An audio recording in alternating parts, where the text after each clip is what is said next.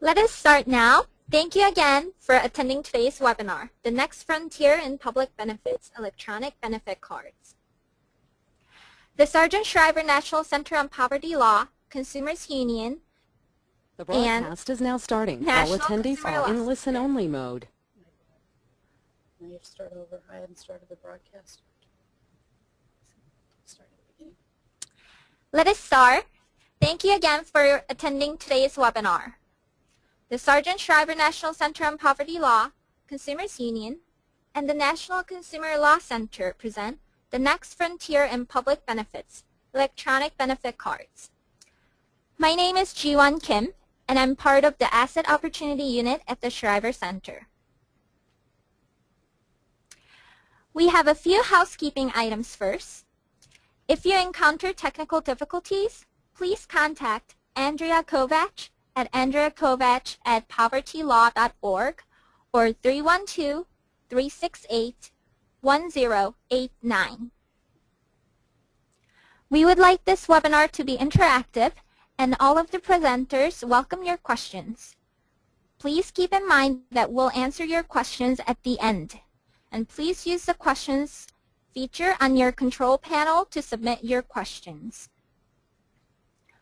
All of the presentations and other resources, including a recording of today's webinar, will be available after the webinar at the link you see on the screen. You'll also receive an email with the link to the resources page. Today, we're going to discuss the differences between different forms of electronic payments used to deliver public benefits. Then we'll examine the new regulations regarding electronic payment of federal benefits and various consumer protection issues relating to electronic payment card systems. Lastly, we'll explore legislative solutions to protect low-income consumers using these systems. Joining us today are Ms. Kay Coleman from the Government Accountability Office, Mr. Walt Henderson from the Treasury, Ms. Suzanne Martindale from Consumers Union, Ms. Lauren Saunders from the National Consumer Law Center, Ms. Jean Ann Fox from Consumer Federation of America, and Ms. Judith Glassgold, Senior Policy Advisor to Congressman Sander Levin. First, Kay Coleman will give us an overview of the trend toward electronic benefit payments. Kay has been with the U.S. Government Accountability Office, also known as GAO, for 20 years and is currently an Assistant Director in the Financial Markets and Community Investment Division. In financial market issues in this position, she manages a number of studies and audits on financial market issues dealing with banking, electronic payment methods, anti-money laundering, community development, and small business issues. Over the last 2 years, she has completed reports on the Troubled Asset Relief Program, the SBA Disaster Loan Program, and the Community Development Block Grant Program. Kay has a BS in Political Science from Texas Christian University and a Master's in Public Management from the University of Maryland. Kay? Hi. All right.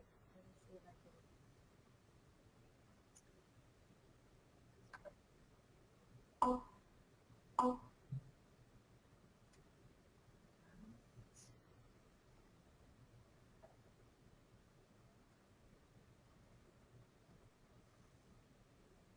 All right, there we go. Thank you for your patience. Most of my comments are gonna draw from a report that GAO did in 2008. This report focused on electronic disbursement of federal benefit payments. I'd like to go to slide 2 and just make a couple of highlights about GAO, if you aren't familiar with this. We're an independent federal agency in the legislative branch of the federal government, and most of our work is done at the request of congressional committees or mandated by public laws. So page 3 highlights why GAO was asked to do this study.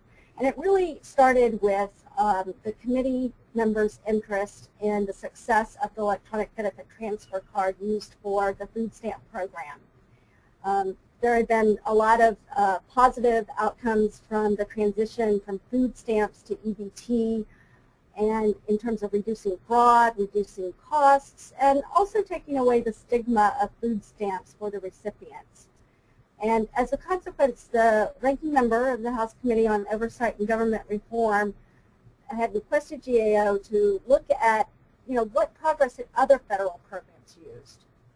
So on slide 4, these are the main objectives of the study, the extent to which federal benefit programs were using electronic payments, and what did agencies consider when making this transition to electronic payments, and what were the options to increase the use. Our focus was on federal benefit programs, but in our work, we interacted and met with a lot of state officials. As you're aware, state governments are responsible for delivering a lot of federal benefit programs, such as unemployment insurance and TANF. On slide 5, it just highlights at a very high level the methodology, but a big piece was surveying 45 federal benefit programs, and we also talked to a number of people, including representatives from all the organizations that are here today. So slide 6 builds off of a section in the background of this report. I updated it with a 2010 Federal Reserve payment study, but I just included it here to show that overall there is a movement towards electronic payments. This does include this graphic for electronic payments. The white area includes direct deposit as well as debit cards and prepaid cards. But you can see the trend just in the general U.S. public is going electronic.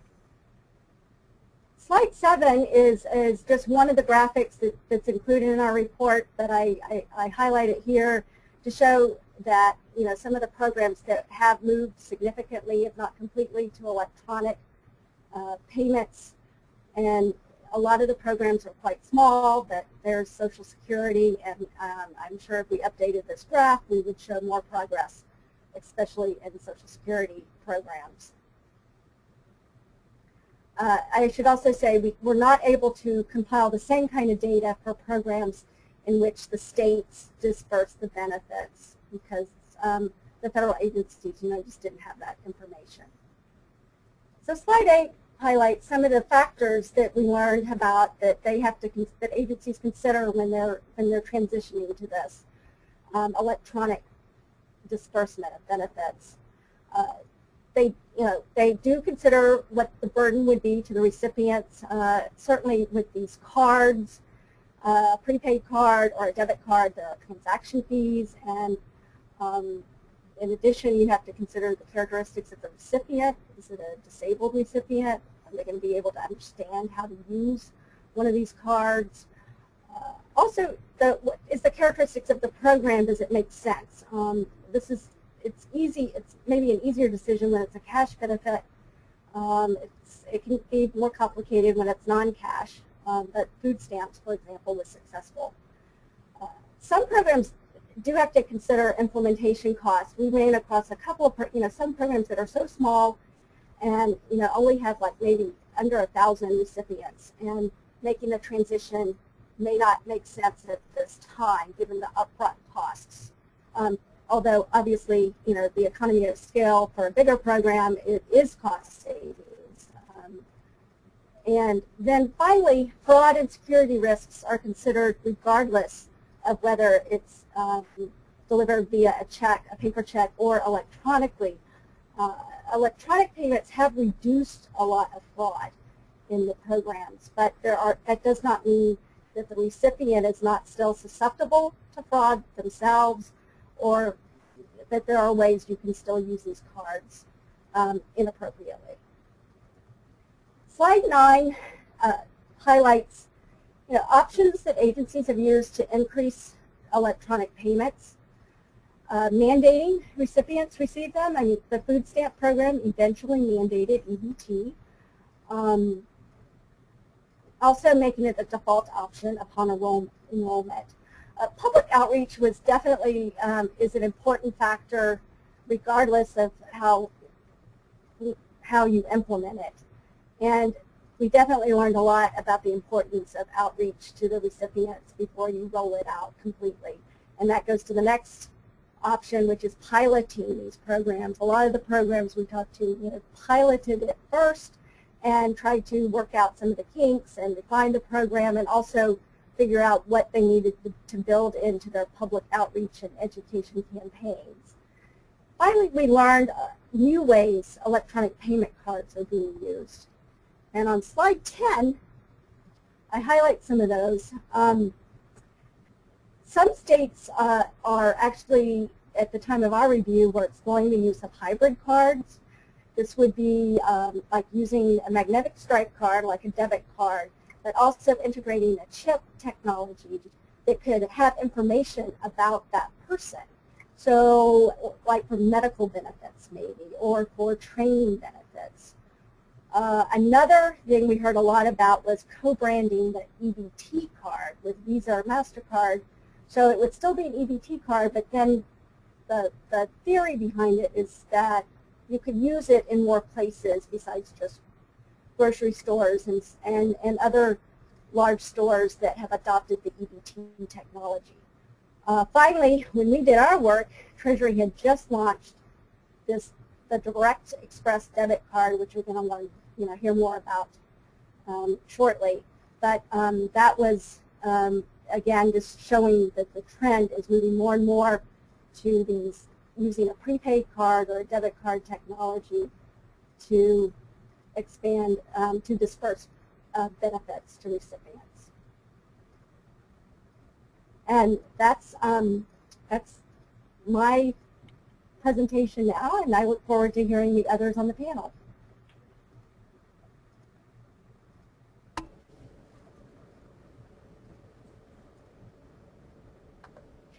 Okay, thank you very much, Kay. Next, Mr. Walt Henderson will discuss the new federal regulations. Walt Henderson is the Director of the EFT Strategy Division at the Department of the Treasury's Financial Management Service. In this role, Walt manages the Treasury's Direct Express Debit MasterCard program and the Go Direct Deposit Public Education campaign for Social Security and other federal benefit payments. Walt has over 25 years of experience at the Treasury, serving in a variety of positions related to cash management and federal disbursement policy and operations. Take it away, Walt. Thank you, Jiwon, and I appreciate the opportunity to be here today to talk about our program. First, a little background about the Financial Management Service. We are a Bureau of the Treasury, and we're responsible for, among other things, the disbursement of the majority of federal payments, including benefit payments such as Social Security and veterans payments, tax refunds, and other such payments. We make about a little over a billion payments each year. Over 80% of those are already by direct deposit or electronic funds transfer. Have about 190 million paper checks that we still issue at a significant cost over electronic payments, and about 130 million of those checks are for benefit payments, and those are really what we are focusing on because it's estimated if we were able to convert all of those to electronic payments, it would save close to $120 million each year. We did attempt, back in the late 1990s, we were given the legislative authority to mandate electronic payments for benefit payments. And we issued regulations, but we probably were a bit ahead of our time. And certain, things weren't in place to ensure that everyone could receive an electronic payment. As a result, our final rule, and I'll talk about those rules in a few slides, but had very broad waivers that would still allow a person applying at a federal agency for a benefit payment to request a check and continue receiving the payment by check.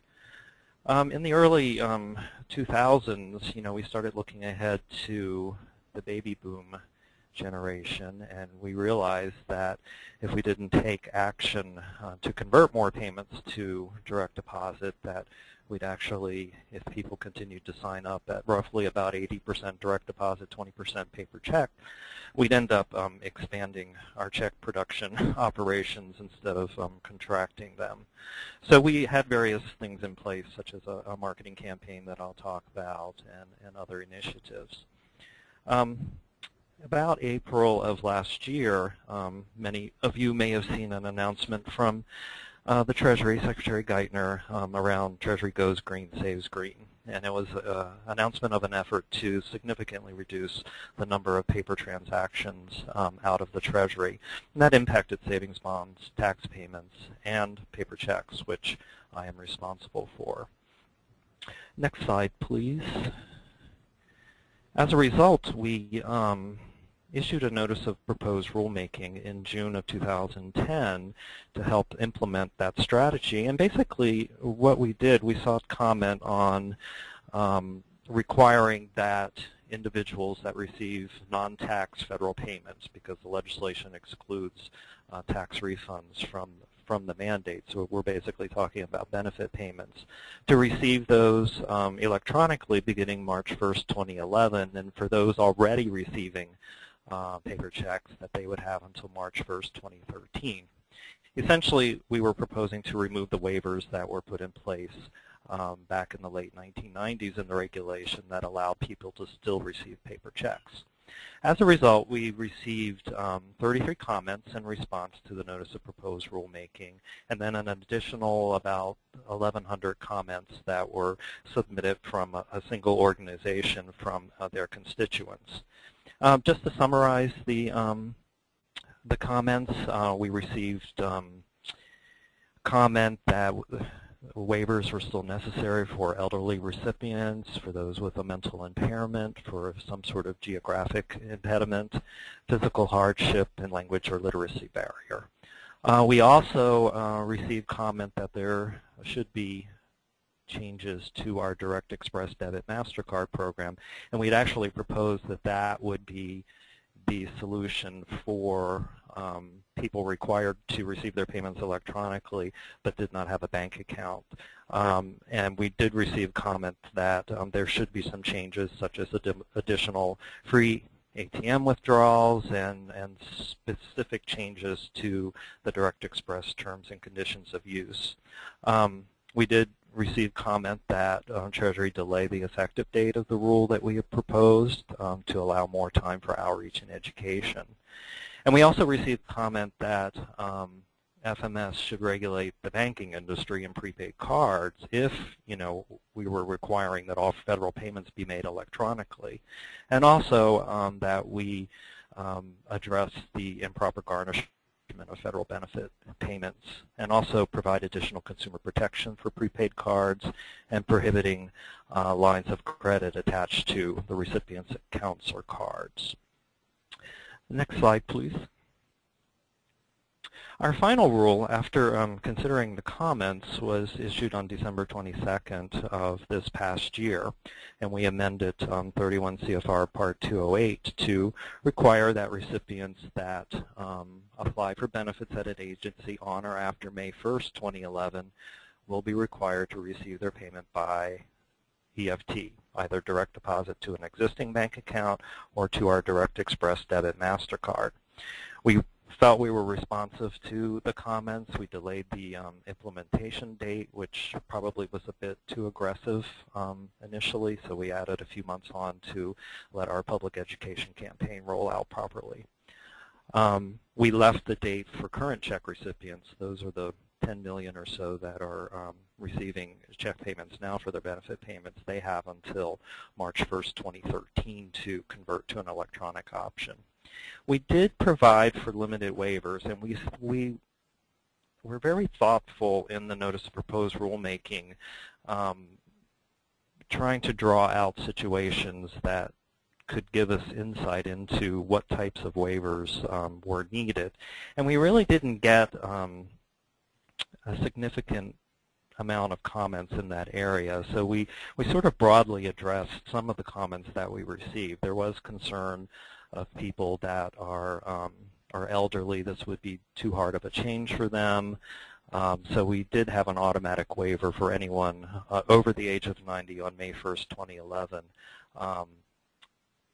and is receiving a federal payment by check by March 1st, 2013. They are excluded from this requirement and continue to receive paper checks. So we encourage our elderly people, we've done analysis, have a high participation rate for the most part in direct deposit. So we still believe firmly that that's the safest way to receive a benefit payment. We had an automatic waiver where the Direct Express card is not available. We're in the process of onboarding federal benefit agencies onto the Direct Express card, and there are some agencies that we won't get to by May 1st, so we sort of had a waiver in there. If the card is not available for the payment, then the person is waived until a time that Direct Express is available.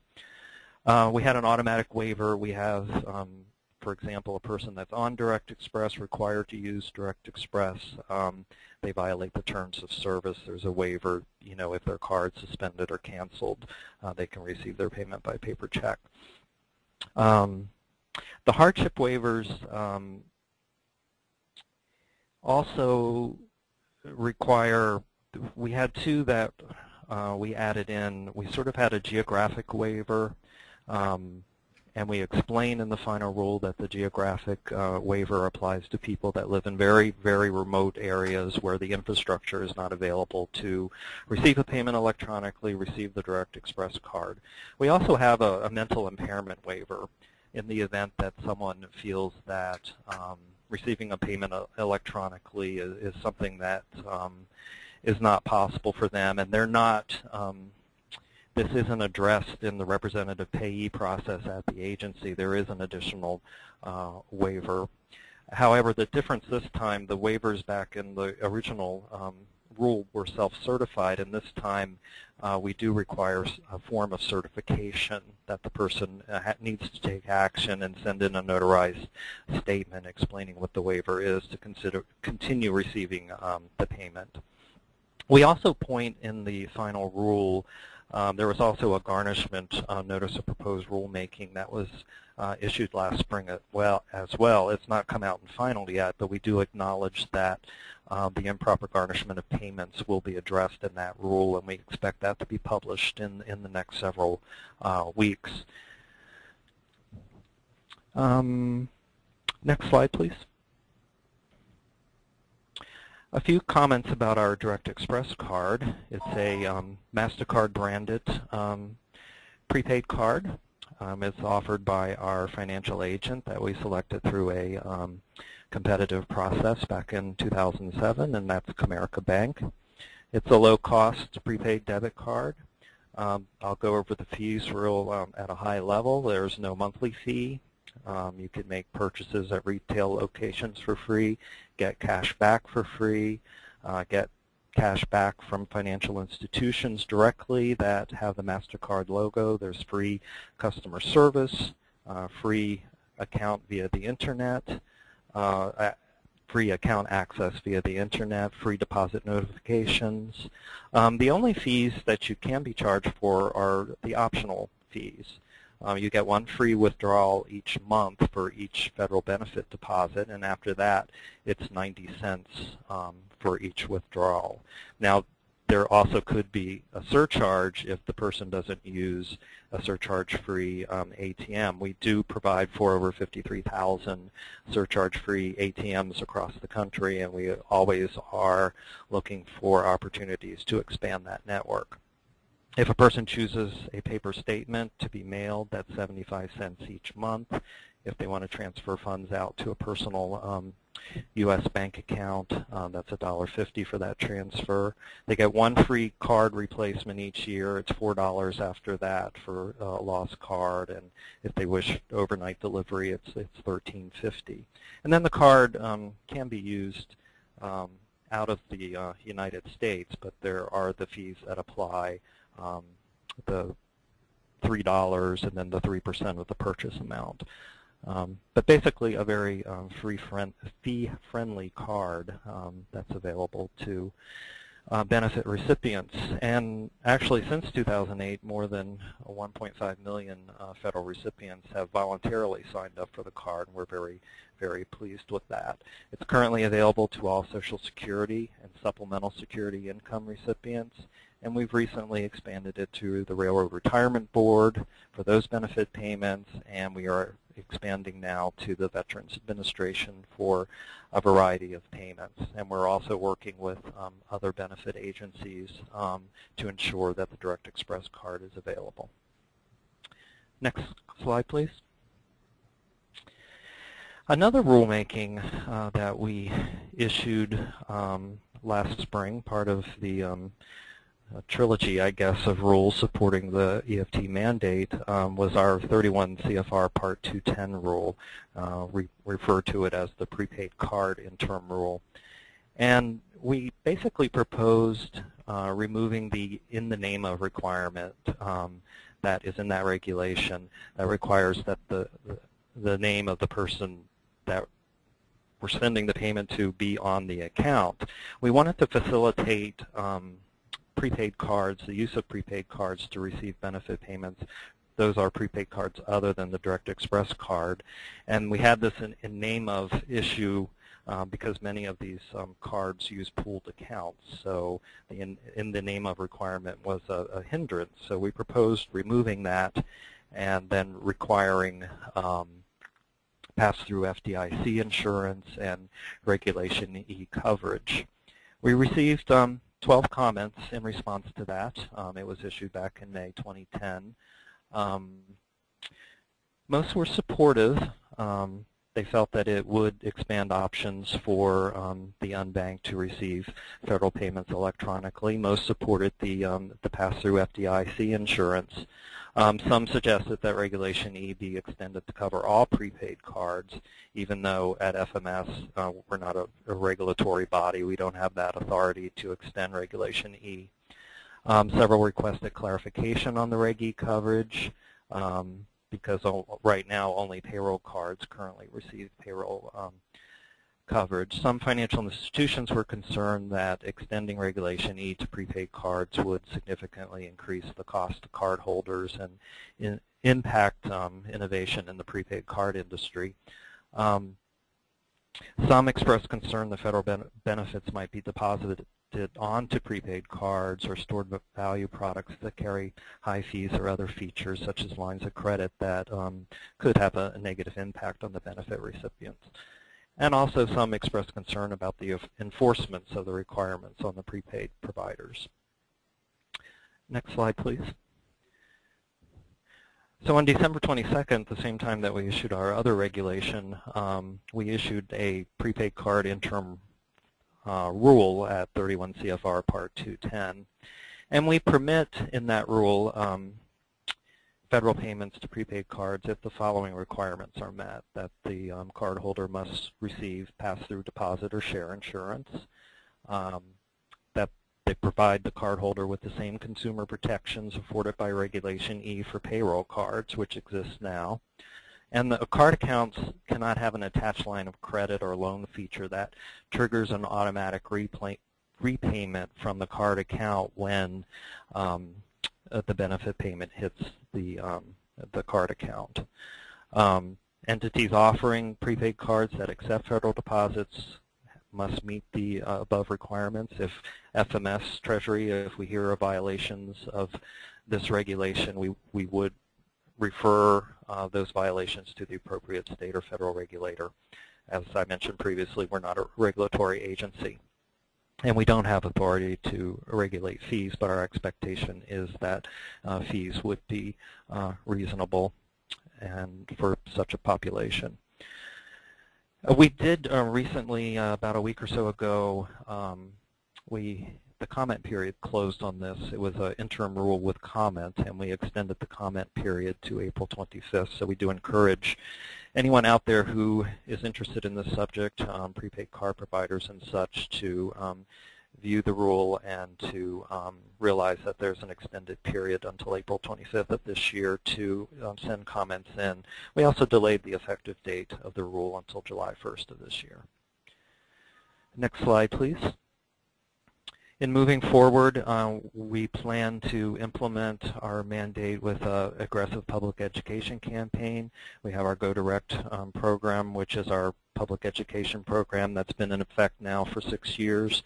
We'll continue to promote the awareness of the benefits of direct deposit, educate federal benefit recipients about the new electronic payment requirement and what it means for them. There's a number of convenient enrollment options. We operate a call center.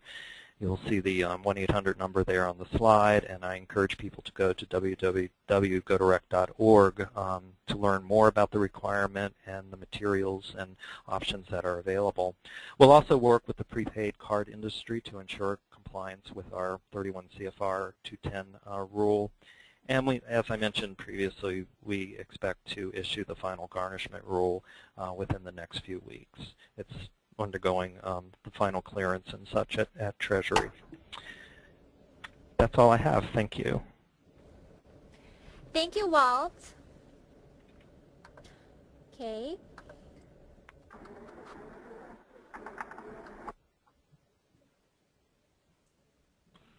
So our next presenter is Ms. Suzanne Martindale.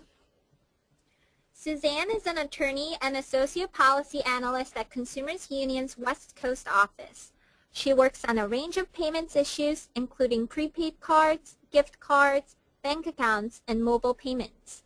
Suzanne attended law school at UC Berkeley School of Law, Bolt Hall, where she ran student-tenants rights clinics, defended tenants in eviction suits, and worked with consumer clients in debt collection cases. And she lives in Oakland, California. Suzanne? Hi, everyone. Get my slides up. Okay. So what my section of this webinar will cover is really just the lay of the land in terms of the consumer protection issues for consumers that come up when you're talking about issuing public benefits onto these electronic payment cards, prepaid cards. So we've been mentioning prepaid cards, and sort of the other presenters have discussed some of their features, but I'm just going to give you sort of the overview of how these cards work, how they're structured, which laws apply, and then what the key issues are for consumers. So this is what the presentation will cover, sort of the basics about prepaid cards, the basics more specifically about public benefits issued onto prepaid cards. These are government-issued prepaid cards.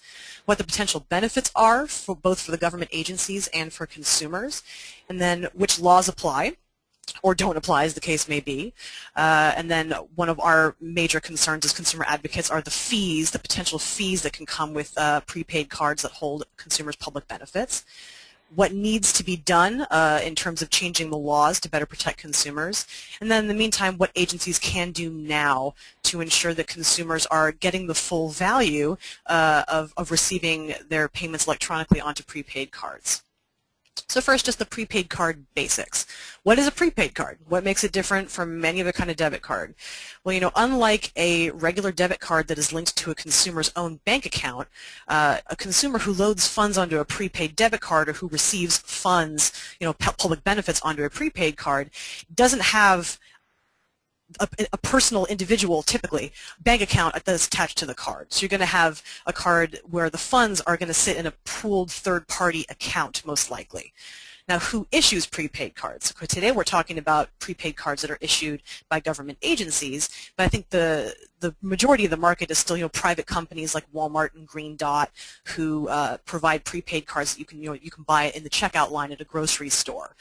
So there are private prepaid card companies, there are government agencies, of course, and then there are also employers. Now, payroll cards are sort of a special type of prepaid card as well, which we're not going to discuss in detail today. Now, how many people are using prepaid cards? Well, the volume seems to be increasing year to year, and this chart clearly shows that, you know, this is an industry, a market research firm that estimates that the prepaid card use is going to skyrocket in popularity. Some of that is the employer-arranged payroll card, but a lot of it is just, generally speaking, these privately issued prepaid debit cards, and we anticipate that government agencies are going to increasingly use these cards as well, both at the federal and state level, to issue public benefits. Now, there are two ways that a consumer who does not have a bank account can receive public benefits using prepaid cards. a consumer could, and this is something that consumer advocates do not advise, consumers can set up direct deposit onto a privately issued general use prepaid card like a green dot. That is possible to do, but as I will discuss shortly, to do so means that the funds sitting on a privately issued prepaid card may not have a lot of the same consumer protections that other types of even prepaid cards and certainly bank account linked debit cards currently receive by law. And now today, our focus today is government-issued prepaid cards. So as we've already heard about in some detail, there are federal benefits already and federal payments soon coming that are issued onto prepaid cards. Certain state agencies, particularly workforce agencies, are beginning to issue unemployment insurance onto prepaid cards. And then also, as was previously discussed, there's a move toward kind of doing these hybrid cards where there's an EBT component and also an open loop prepaid card component on the same card. Now clearly, there's a potential benefit here both for the agency and for the consumer to receive the federal benefit or the public benefit onto a prepaid card versus a paper check. For the agency, certainly the cost of issuing paper checks is a real issue. There may be concerns about fraud, preventing check fraud.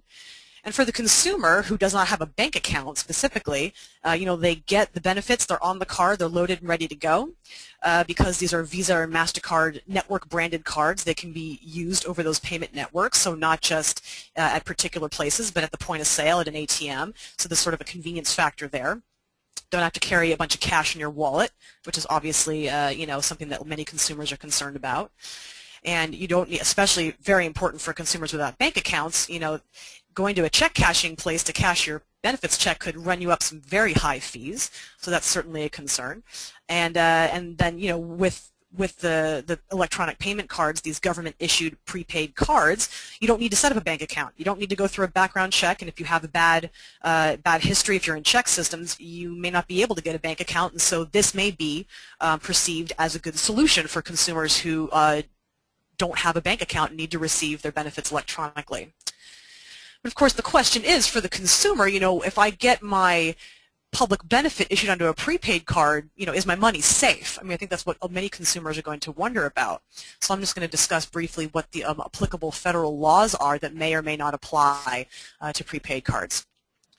Now, bank accounts and checking account linked debit cards are afforded mandatory protections under the Electronic Funds Transfer Act and its implementing regulations. That's Regulation E. And Reg E was also amended in 2006 to specifically include payroll cards under these regulations. So an employer-arranged prepaid card that issues an employee's wages onto a payroll card, that is also covered by Reg E, although there are a couple qualifications that I'll mention later. Now, government-issued cards do appear to be covered under some circumstances. Private, at this moment, as Walt mentioned, private general use prepaid cards are not yet covered by Regulation E. It's sort of a gap in the regulations because, again, if the consumer loads funds onto the card but the funds themselves are sitting in a pooled bank account, those pooled accounts, as of right now, are considered exempt from federal regulation. So that's why general use prepaid cards are not covered by federal regulations. Now, the Food Stamp Act I won't go into here, but that sort of governs the EBTs such as food stamps. And then also other applicable federal laws potentially out there. There's the existing Federal Trade Commission Act, which prohibits unfair and deceptive practices. And also, the new Dodd-Frank Act will give the CFPB, the new Consumer Financial Protection Bureau, authority to prohibit unfair, deceptive, and abusive practices in relation to, consumer financial products. So, what's the issue with the government-issued cards? Okay, well, there's some ambiguity in terms of, how they're covered. Now, if you look at Regulation E, Regulation E states that it does cover government benefits, not including EBT, from an account that is set up by the agency. So if you are receiving a government benefit that is not considered an EBT, you should be getting the mandatory consumer protections that come with the EFTA and Reg E. Now, if you look at the EFTA, so that's the organic statute, in that statute, it says that the exemption for EBT that sort of carves EBT out from this particular law does not apply to benefits such as unemployment. So taken together, it looks like unemployment and disability insurance benefits should be covered by these federal laws and should be afforded. So that means that any prepaid card that is carrying a consumer's unemployment and disability insurance should be receiving the same consumer protections that a traditional bank account linked debit card currently receives under the EFTA and Reg E. But again, it is kind of a, there's some unresolved issues here. It's unclear whether other types of benefits such as child support would be covered. So what do you get when you get EFTA and Reg E protections? Well, the statute and its implementing regulations govern mandatory disclosures. It gives consumers dispute rights regarding unauthorized transactions and billing errors. So that means that the consumer who, say, has a lost or stolen prepaid debit card issued by the federal government, should get, certain limited liability. If you report it within a certain amount of time, you're only going to be out a certain amount of money. And also, if you catch a billing error on your statement, then you also have the right to dispute that. Now, also, the right of recredit, another very important right that you get under these laws. If you catch an unauthorized transaction and you want to dispute it, you report it to the issuer, and then the issuer has to resolve the dispute within 10 business days, or they have to recredit the disputed amount back to your account. That's another powerful protection. You also have the right to transaction information, which includes periodic statements, although for payroll cards, the issuer is not necessarily required to give you periodic statements. And also you get protections now against overdraft fees because Reg E was recently amended so that you cannot, as a consumer, be automatically enrolled into an overdraft loan program. If you overdraft and have not opted in to an overdraft loan program, the issuer cannot charge you an overdraft fee. That is a protection that is afforded to all debit cards that are covered by Regulation E. Now, the laws and regulations, however, do not discuss, they don't really get to the types of fees that can be charged. And so this is sort of the main area that consumer advocates have been worried about when it comes to consumers who are going to be issued their public benefits onto even a government-issued prepaid card that may come with certain consumer protections. Because, we want consumers who are receiving their public benefits to get 100% of those benefits out to the greatest extent possible, just as they would with direct deposit to a bank account or with a paper check. But we've seen that, some, depending on the agency and depending on the particular contract, some of these payment cards do come with a wide range of fees. Now, so both government-issued and privately issued prepaid cards can come with a range of types of fees, including fees for ordinary use of the card. So typical fees can include monthly maintenance fees, fees to use an ATM, fees to just to conduct a balance inquiry, to do a teller transaction, bill pay, point-of-sale transactions, buying something at the grocery store, a decline transaction at the point of sale or even at an ATM, dormancy or inactivity fees, overdraft fees, and customer service fees. To talk to a live person, it may cost you, some money. So here are just some examples of some of the high fees that are out there that are being on government-issued prepaid cards. We have seen overdraft fees on government-issued prepaid cards in a range of states, and because you can use prepaid cards just as you can regular, bank account linked debt sale with a PIN number, or you can use them as if it were a credit card and you can just sign for it. When you sign, you do a signature transaction at the point of sale. It's processed differently. So it is, although this may sound counterintuitive, it is technologically possible to overdraft on a prepaid card. And as a result, some of these contracts actually provide for an overdraft fee should the consumer who uses their public benefit prepaid card overdraft accidentally at the point of sale. So that's a concern for us. We've also seen declined transaction fees that seem very high. We've seen high customer service fees, and we've seen inactivity fees. And this is on government-issued cards.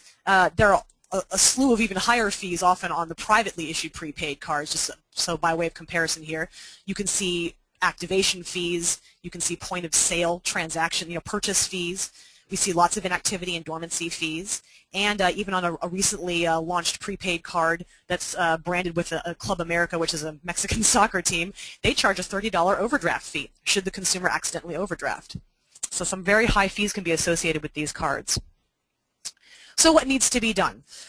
Well, consumer advocacy organizations for years, as Walt touched on a little bit in his previous discussion of the proposed rulemaking the Treasury was doing, we've been asking for for the relevant bodies to extend the Electronic Fund Transfer Act and Reg E so that it protects all prepaid cards, regardless of the issuer, whether it's a private issuer or a government issuer. We want to see consumers have the same dispute rights for unauthorized transactions and billing errors as consumers already receive on bank accounts and debit cards linked to bank accounts. We want to see right of recredit, the right to receive periodic statements. There's a question about whether we need to just give these types of government-issued prepaid cards and other prepaid cards just the same protections as payroll cards, or if we want to give them more. The distinction between payroll cards and a regular bank account linked debit card is that when you get an employer-issued payroll card, you actually you don't have the same rights to periodic statements. There are some alternatives to periodic statements, electronic transaction histories that the issuers can provide instead. Although the consumer can still, on request, receive a periodic statement in paper, there's slightly fewer protections for payroll cards than regular bank account linked debit cards.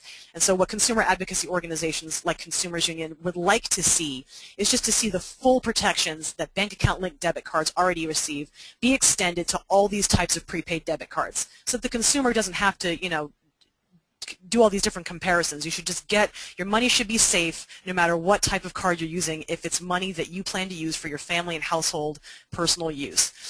So that's what we would like to see happen. Also, there have been recent legislative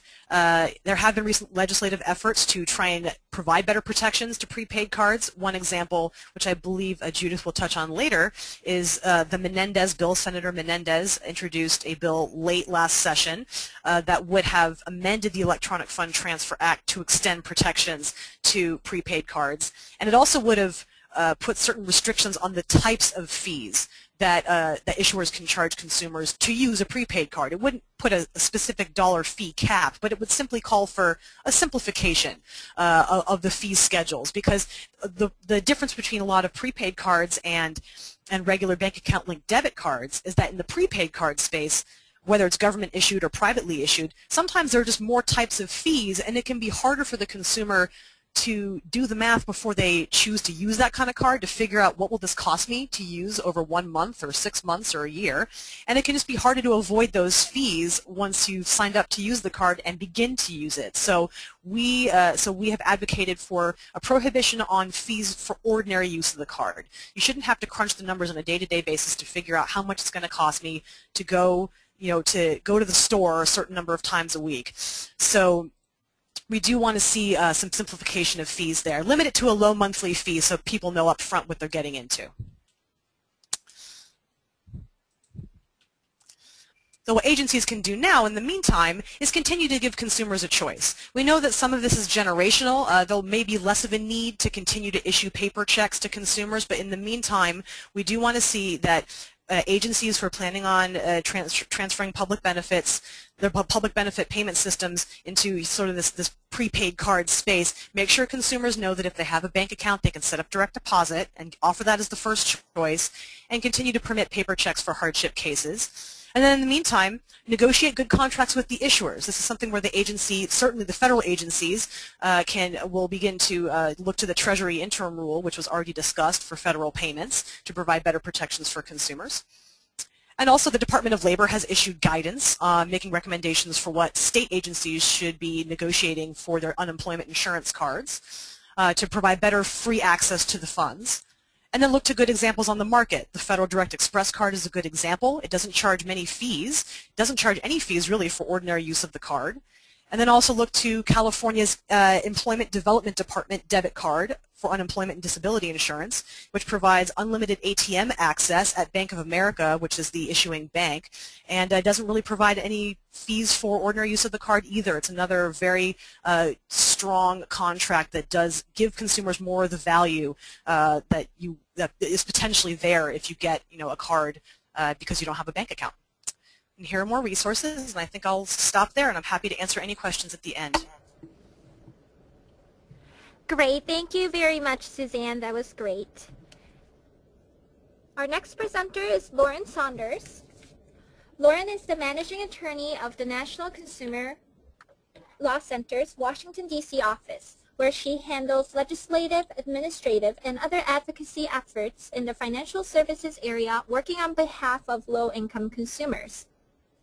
She contributes to several NCLC publications, including Consumer Banking and Payments Law and Fair Debt Collection, and has testified before Congress on consumer financial matters. She graduated from Harvard Law School, where she was an executive editor of the Harvard Law Review, and she holds a master's in public policy from Harvard's Kennedy School of Government. Lauren? Hello. Thank you, everybody. Oops, there we go. Okay, show my screen. And there we go. Well, hello, everybody. So I just have one screen that is just a follow-up to Suzanne's presentation about the importance of negotiating a good prepaid contract. And, you know, as Suzanne mentioned, the Treasury Department did an excellent job with the Direct Express card, and California did a great job with its new unemployment insurance card. And we applaud both of those agencies, but we also applaud the role of the advocates who were working behind the scenes to articulate what's important for consumers. Consumers Union was particularly active in the California negotiations, and we and other groups, you know, were telling Treasury what we thought was important on the Direct Express card. And so it's important for all of you advocates out there in the field to get involved in your states. And I have up here the list of the states that don't yet use a prepaid card for unemployment insurance. I suspect most of these are probably looking into it, so I would suggest that you contact your state agencies and tell them what you think is important in a card. Also, although we have not talked a lot about the difference between the employment benefit transfer, the electronic benefit transfer programs, that the need-tested programs like TANF, which are on an older system, the EBT system, and how some of those may be transitioning over to the newer prepaid card platform, the Visa, MasterCard branded cards that can be used more widely. This is something I think that we are on the cusp of. I think there are some technical issues before it starts to happen, but I do think that states are starting to look at putting the needs-tested benefits that are not yet on prepaid cards onto that type of card. And there's a website here where you can see which benefits in your state are on the EBT cards, which bank issues the card, and when that contract expires. And I think looking to that contract expiration date may give you an idea of when it's time to, you know, a year or so earlier to start talking to your state agencies about whether they are looking to make any changes, and if so, it's time to start weighing in about what sort of fees and information ought to be available on your state's card. So I'm going to talk about a couple of the more problematic aspects of some prepaid cards. Some of what I'm going to say has affects government-issued cards. Some of it is more solely in the private prepaid card market. As Suzanne mentioned, the Electronic Funds Transfer Act does limit overdraft fees, both on regular bank accounts and on prepaid cards. The Regulation E does not currently cover either the needs-tested prepaid cards, whether or not they're issued by a government, or the private prepaid cards, but it does cover the unemployment insurance cards. Effective August of last year, consumers have to opt in before they can be charged any overdraft fees. What that means is they have to agree to allow the issuer to approve transactions that are would go forward if there aren't sufficient funds in the account. And if they agree to allow those transactions to be approved, then they can be charged overdraft fees. In bank accounts, they can be as high as $35. They tend to be smaller in the prepaid card space, but they are still definitely a problem. And this Reg E rule only covers overdrafts that would happen at an ATM or at a store, you know, where you swipe your card. These protections don't apply if you're using electronic bill pay, or you set up recurring transfers. So those sorts of overdraft fees can still be charged. The rule also covers what are sometimes called shortage fees or non-sufficient funds fees. these were fees that were being charged even if you hadn't, even if the issuer hadn't consciously approved an overdrawn transaction, sometimes due to batch processing or other technological issues, an overdrawn transaction will slip through and a fee would have been charged. But if you haven't opted in to overdraft coverage and you're using a card that's covered by Reg E, you cannot be charged either a shortage fee or a traditional overdraft fee. And I have the cite here to the part of the commentary in the federal excuse me, in the Federal Register that discusses that issue. Now, as I mentioned, we have seen overdraft fees on some government benefits cards. In the unemployment insurance area, the only bank that charges them is U.S. Bank. They were as high as $20, but with the new Reg E changes, I think they've lowered them to $10 across the board. I've listed here the states that where U.S. Bank issues the unemployment insurance prepaid card, and in those states, I don't think you can be charged an overdraft fee if you haven't opted into coverage, but I don't know if the bank is pushing recipients to opt into overdraft coverage, but they are in their bank account market, so I suspect it's going on in the unemployment prepaid card market as well. And I also want to point out this comment for the Department of Labor. As Suzanne mentioned, it issued a guidance letter to states about using prepaid cards for unemployment insurance, and the Department of Labor believes that overdraft fees on unemployment insurance cards are inconsistent with federal law because fees cannot be deducted from future unemployment insurance payments to satisfy any private or public debt. So we hope that overdraft fees are on their way out on all prepaid cards, certainly on unemployment insurance cards. Another factor that's hopefully going to push us in that direction is starting next year. You may have all heard that there are some new limits that have come in as a result of the financial reform bill on the interchange fees that Visa and MasterCard, for example, can charge to merchants when they take a card payment. Those fees have been cut back substantially, but there's an exemption for prepaid cards. So those interchange fees between the merchants and Visa and MasterCard aren't limited unless there's overdraft fees on the card. So we're hoping overdraft fees are on their way out, but certainly everybody out there in the states ought to be pushing the states and the banks to make sure there are none on public benefit cards. So what happens if an overdraft isn't covered? Well, on a traditional bank account card, nothing happens. I mean, your transaction is denied, but there's no fee. But prepaid cards can come with denied transaction fees. But we believe that those fees can be unfair within the meaning of the Federal Trade Commission Act. And the Federal Reserve Board, in its rules on overdraft, although it did not directly address denied transaction fees, it said that those fees could raise significant fairness issues under the Federal Trade Commission Act because the institution bears little, if any, risk or cost to decline authorization of an ATM or one-time debit card transaction. And nevertheless, about half of the state unemployment insurance prepaid cards do have declined transaction fees from 25 cents up to $1.50. Some of them waive one or two. Again, that's a point that we really hope that people will push on to eliminate those fees on unemployment insurance prepaid cards and all prepaid cards. And some of them, ironically, charge you to check your balance at an ATM. So, you've got a choice of, well, do I check my balance or I take a chance? Either way, you could be charged a fee. We hope people will push against that.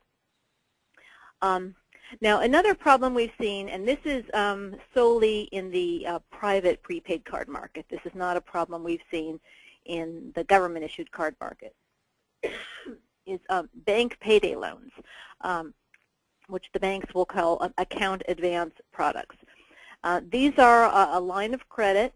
Well, if you have direct deposit of either a public benefit or your paycheck to your bank account or your prepaid card, they will give you a loan, and the fees have been as high as $2.50 per $20 advance on a prepaid card.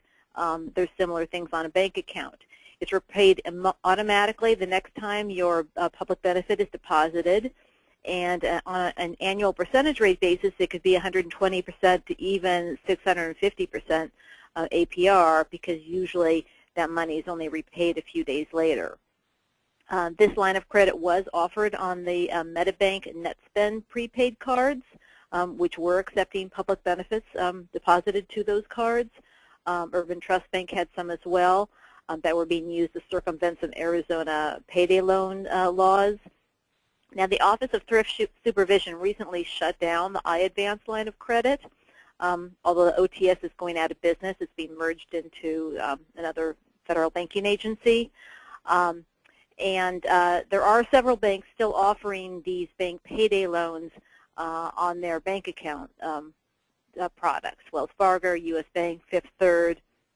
And in fact, Wells Fargo, we've learned, is recently expanding theirs into states excuse me, where the Wachovia branches are, including some states that don't allow payday loans, but because they enjoy preemption, they can avoid state laws. So we're very concerned about that trend. There were also problems with master sub-account arrangements. This is something that came to light in a Wall Street Journal article a couple of years ago. It was followed up by a Social Security Administration report finding that non-bank financial service companies like check cashers and loan companies had accounts that they were in control of, to which they had convinced people to have their Social Security or Social Security or supplemental security income deposited. And then they were skimming off the top the loan payments, check issuance fees, check cashing fees, and then only later giving what's left to the recipient. And about $25 million a month was going to these kinds of accounts at 5 banks, and in total there were 9 banks involved. Some of the highest states were Illinois, California, Georgia, New York, and Pennsylvania. Kentucky, it was shut down. And this is one of the problems that Treasury was trying to address in its interim prepaid card rule that would stop those sorts of arrangements. So we already had a little presentation on the Treasury proposal on deposits to prepaid cards. And just, again, to highlight some of the important aspects from our perspective, the sub-accounts, that's an account that's not actually in the name of a consumer, but it's part of a larger master account, are only going to be eligible for federal direct deposit payments, such as Social Security, if they are not attached to a line of credit or a loan agreement that triggers repayment upon deposit. This is a very important rule to protect the sanctity of those payments, so they go to the person to whom they are intended, and there aren't the incentives to set up these nefarious sub-account arrangements, or to have prepaid cards with lines of credit that can be used to grab Social Security payments to repay loans. And there's some other important requirements also for the types of prepaid cards that can accept these sorts of payments. We hope people will join us in commenting by the April 25th deadline to support these restrictions on the kinds of accounts that should receive Social Security, SSI, and other federal payments.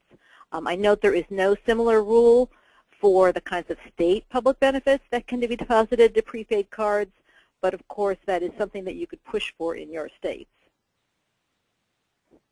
As Walt mentioned, there is also a proposed rule out there protecting Social Security and SSI funds that are being held in bank accounts from being garnished by debt collectors.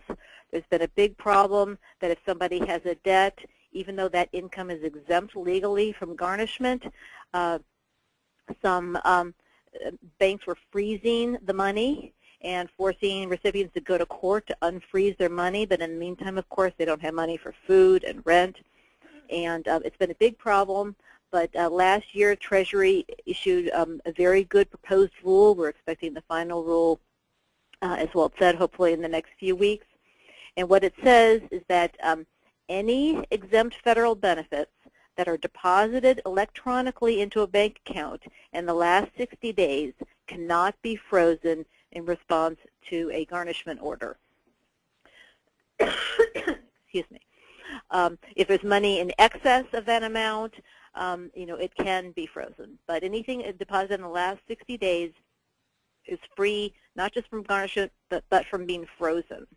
This would include even a garnishment order made for alimony or child support, which fall within an exception that allows them to attach Social Security funds, but they're going to have to proceed by offset. In other words, they're going to have to go to Treasury and say, I've got a child support order, take this money out of the check. They can't do it by just serving a garnishment order on your bank.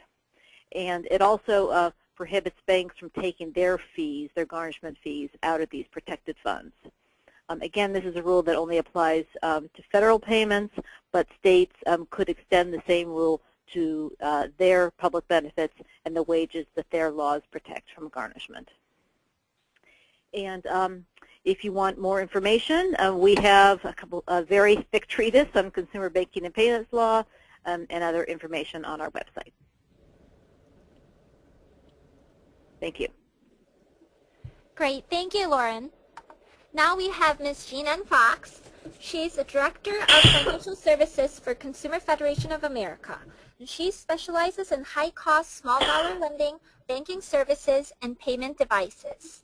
She has received countless awards for her service in serving low-income consumers over the years. Jean-Ann? Thank you very much. It's good to join you all this afternoon. I think you can now see my screen. We're going to switch from talking about prepaid cards to talking about efforts to provide real bank accounts to consumers who are currently outside the banking system, low and moderate income consumers especially. A lot of us have worked on providing basic banking for consumers for a long time, and there's been interest at the Federal Deposit Insurance Corporation, the FDIC, to do that. The FDIC last year proposed to adopt guidelines for safe transaction accounts and safe savings accounts, and they have now issued their guidelines. My slides don't want to go forward. Okay, here we go. We know that there are millions of families in this country who are currently unbanked, which means they don't have any type of checking or savings account, plus additional families that are underbanked, which means they have a bank account, but they don't use it for a lot of their transactions. According to a large study done by the FDIC, about a quarter of American households, or 60 million adults, fall into this category of unbanked or underbanked consumers.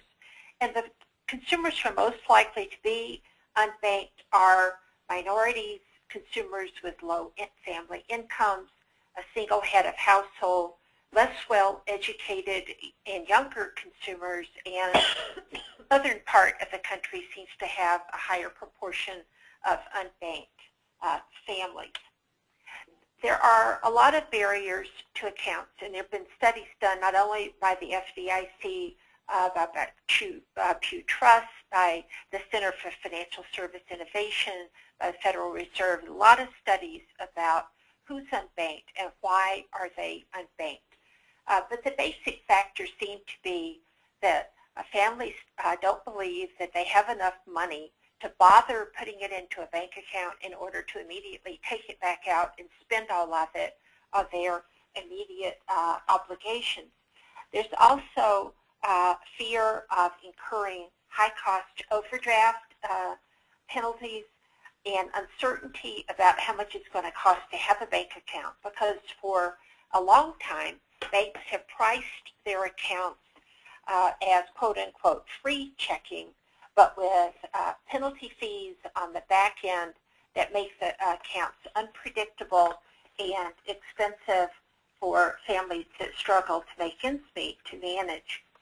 Unbanked consumers also point to troubles they've had in the past of working out disputes over transactions out of their account.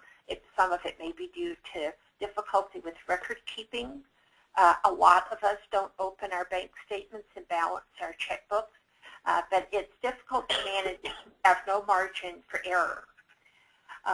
Other reasons that have been found for families to have bank accounts include how you're paid.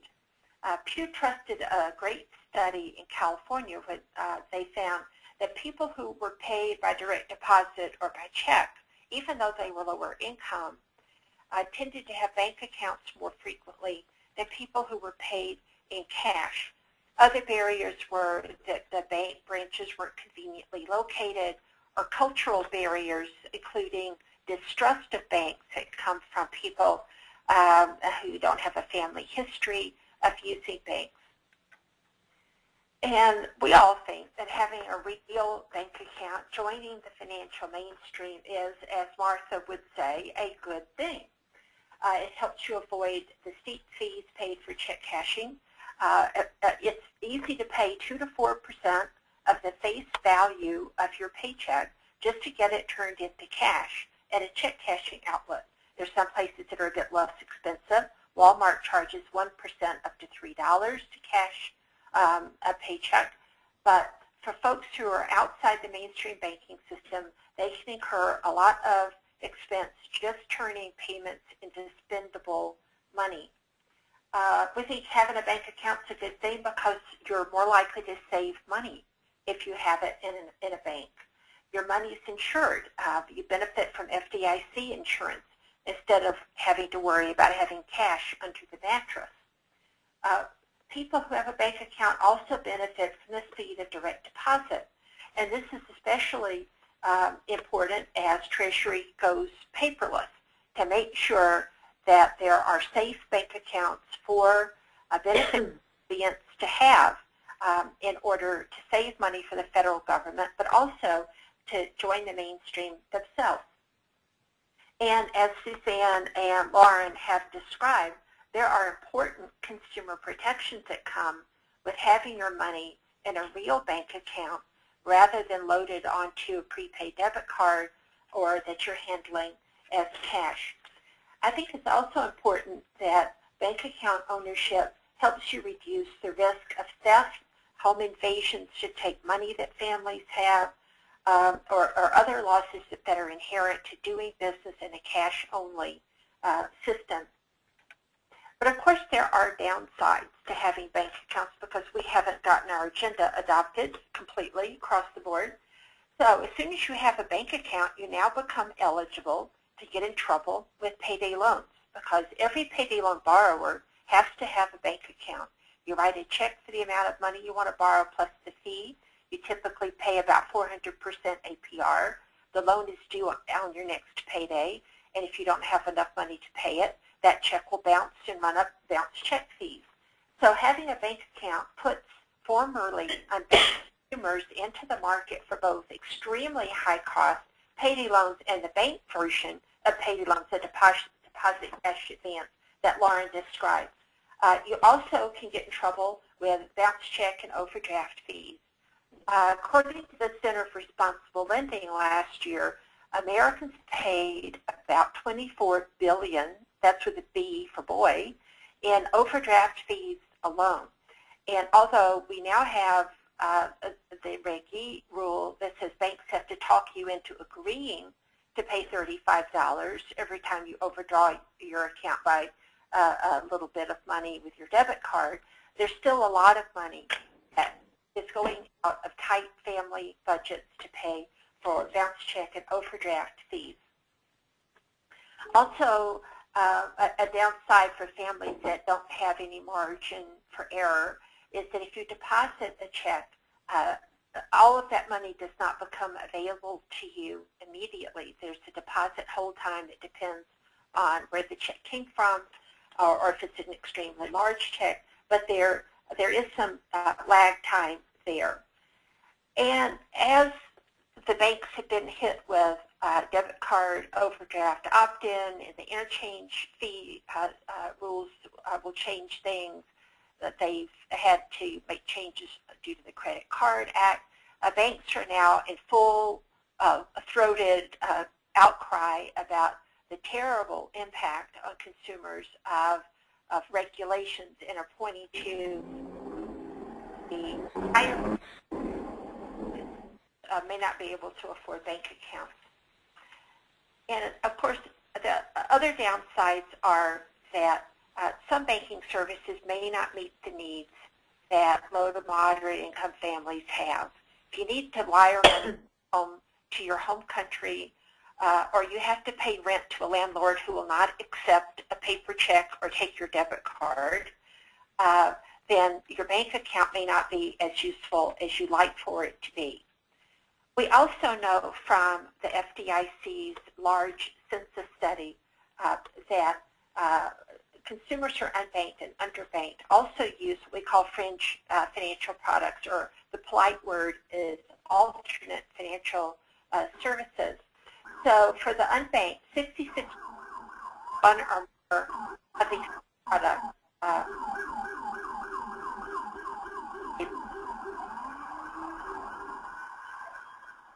and they use prepaid debit cards, some of which, as Suzanne pointed out, are loaded up with steep fees. And look at the percentage of unbanked who have used payday loans. We know that using payday loans leads to a higher rate of involuntary bank account closure. So it's not surprising that 11% of previously banked consumers used payday loans in the past. People use pawn shops, they use rent-to-own stores, and they get refund anticipation loans. We're very glad that Treasury is running a pilot project this year where they sent out 600,000 letters to low-income consumers offering them a prepaid debit card that was negotiated under contract by Treasury so that they can get direct deposit of their tax refund and not be tempted to take out a refund anticipation loan or a refund anticipation check. The FDIC is trying to encourage banks to provide responsible and affordable transaction account products. And to do that, they've adopted a template for both transaction accounts and for savings accounts, and they've encouraged banks to participate in that. And these are the features in their template that would apply to a transaction account. This is a paperless account, but it's a real bank account, open in the individual person's name. It's accessed electronically. You use a card. Overdraft and bounce check fees would be prohibited. Direct deposit would be free. They would have to offer a free savings feature so you could transfer money automatically into a savings account. And at CFA, we think that is a very valuable feature. The SAFE account template calls for free electronic payments, free online and mobile banking and bill pay, and a very small opening balance so that that's not a financial barrier to consumers, and low minimum balances. The template calls for an account that would be free up to $3 a month. And that's to make the pricing for these accounts explicit up front so that you can make a decision about it rather than being surprised at the back end with penalty fees. For this account, they've recognized that you've got to pay the rent with a money order, perhaps, so the bank would have to offer 2 free money orders a month, and you could have them for a reasonable fee.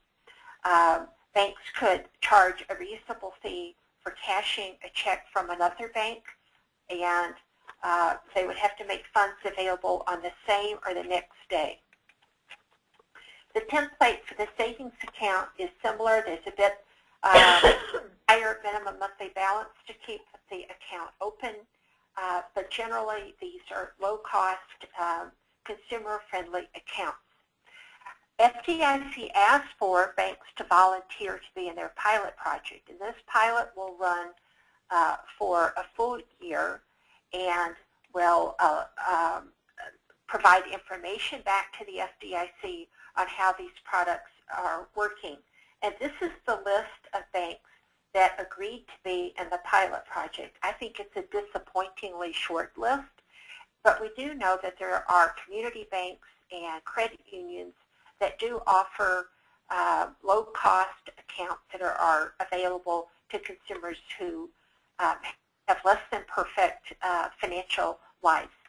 I skipped over one slide that also detailed the fact that the template from the FDIC does allow for some extra products to be provided by banks for reasonable fees. One of the issues that we think is important is how actively banks market these accounts, because it doesn't help to have an affordable bank account product in your listing if the target market knows about it. So if you are in a service area for one of these banks and you have a program where you're interested in getting your clientele or membership into mainstream banking, you might want to find out about the pilot program at one of these banks and make that known in your community. Thank you. Great. Thank you so much, Jean Ann. Our last presenter today is Judith Glassgold, Senior Policy Advisor on Health and Domestic Social Policy to Congressman Sander Levin of Michigan. She'll explore legislative remedies to protect benefit recipients. Judith? Hi, thank you so much for having me, and I hope I can contribute a small amount to this discussion. In 2009, Congressman Levin introduced H.R. 4552, the Benefit Card Fairness Act, in response to a lot of concerns from advocates such as the ones you've already heard present. We were concerned that the debit cards were not providing consumers with good value for their investments and time. And in this bill, we sort of outlined what we thought were the appropriate options for consumers. First, that if one offered a debit card, one should also offer electronic funds transfers and the opportunity for some people to still use checks if they decided that that was better serving their needs. Now, we also asked that all these cards offer disclosures of all fees and an opportunity to resolve any errors. And these be afforded all recipients free of charge. So again, access to account balance, access to transaction history, a mechanism to resolve errors, and a way to limit consumer liability for unauthorized transfers and transactions. We also attempted in this legislation to prohibit fees that we felt were really price gouging because, as I think a previous participant mentioned, we strongly feel that benefits, as close to 100% of all benefits, go to the recipient. This wasn't a way to really focus on the needs of banks, but really to make sure that the benefits were given to the participants as much as possible, so that the first withdrawal from an ATM and the first from bank teller after each deposit, that we wouldn't have application or participation fees, and that we would prohibit overdraft and shortage of funds, and there shouldn't be a fee on point of service sort of purchases. Again, supporting a lot of what you heard today, this legislation banned any fees for inactivity, balance transactions or inquiries, customer service, statements, credits, and provided one replacement card each year for free. We advocated in this legislation that the fee disclosures be similar to the Truth in Lending Act, that there be a toll-free number, that also on the websites for the state plans that they have conspicuous lists of fees and charges, and that the participants be given an initial written disclosure of all the fees and charges. Unfortunately, this bill did not move very far during 2010. We did get 8 co-sponsors in the House, and I think, as previously mentioned, Senator Menendez introduced legislation at the end of last year that would have impacted all prepaid debit cards. We have talked with his office about whether he's going to refile this legislation, and he may. Part of the challenge is that different committees deal with prepaid cards, the private industry, and there are different committees that deal with government-issued cards. So we have a lot of hurdles for each piece of legislation to go through. Also, in thinking about refiling our legislation, we wanted to take into account, of course, Dodd-Frank's, and as mentioned earlier, if banks don't in general, government cards are exempt from the interchange regulations in this legislation. But if a bank charges for any of the following, interchange fee regulations in Dodd-Frank's will apply. So if there are fees for first withdrawal or overdrafts or shortage of funds, Dodd-Frank's interchange fee regulations will apply. This does help consumers, and I think was an attempt to discourage these kind of fees. Also, the law asked that the Department of Treasury try to issue a report, and the report is due a year from the date of the passage of Dodd-Frank's, which is this July, on how these government-issued cards are being used, what is a comprehensive list of all the fees that the banks charge, and try to understand better the impact on consumers. Right now, it is hard at times to get this information in a sort of a comprehensive way because it means going to each state and delving down into their fee structure. Right now, our legislation, the past legislation, did include both unemployment and TANF. We have to think about, should we add some additional provisions? Should we require that materials, disclosure materials, be accessible in more than one language? Is there enough protection for elderly and disabled participants in terms of materials on the websites, disclosure? Should we be more comprehensive in the fees that we cover? And are there additional protections that we need to include? And I'd invite anyone to contact me if you do have suggestions about what we could include in new legislation. However, I want to caution anyone on being optimistic that there'll be a major, I think, improvement in this, as right now we are in the minority, and we would have to really get the interest of Republican members to join us in this sort of strategy. Personally, I believe that making sure that as close to 100% of benefits go to beneficiaries is a worthy cause because it safeguards the integrity of taxpayer dollars. I mean, taxpayers want to see that as much of their funds go to these benefits as possible and aren't wasted on other costs. So thank you for allowing me this brief presentation, and I hope we can work together in the future on common goals. Thank you. Great. Thank you so much, Judith. That concludes the presentations. And unfortunately, we don't have time to answer the questions here today, but we will email the questions to the panelists for responses and forward them to the questioner as a follow-up. And all presentations and additional resources will be posted on the resources webpage shown on the screen. You'll also receive an email with the link to the resources page.